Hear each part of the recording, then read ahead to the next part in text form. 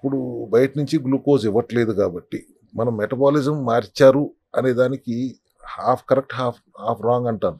Triglycerides are not directly fat, it is converted into fat. అవును, మీరు బయట నుంచి గ్లూకోజ్ ఇవ్వట్లేదు కాబట్టి మెటబాలిజం మారినట్లు లెక్క. అవును, అంతే. సో బయట నుంచి గ్లూకోజ్ 100 రోజులు ఇవ్వరు. ఫర్ ఎగ్జాంపుల్ ట్రైగ్లిజరైడ్స్ అన్ని వాడేసుకునే వరకు మీరు బయట నుంచి ఇవ్వరు, తర్వాత బయట నుంచి ఇస్తారు. అవును.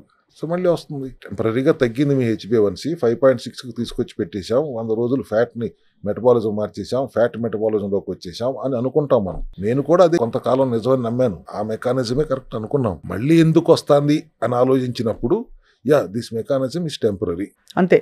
3 months చేస్తారు, 3.5 months చేస్తున్నారు, కంట్రోల్ షుగర్ కంట్రోల్ తెచ్చేసుకుంటున్నారు. అవును.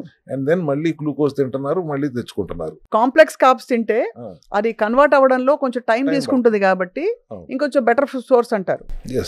But once it gets converted to glucose అంతా ఒకటే అంటారు. How to sustain remission, long standing remission ఎట్లా రావాలంటే ఏం చేయాలి అనే దాని మీద we started our research on it.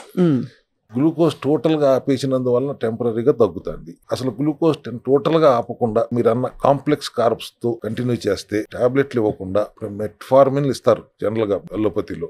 అవును. బ్లడ్ షుగర్ కంట్రోల్ అవుతుంది కానీ ఇన్సులిన్ రెసిస్టెన్సీ పెంచుతుంది.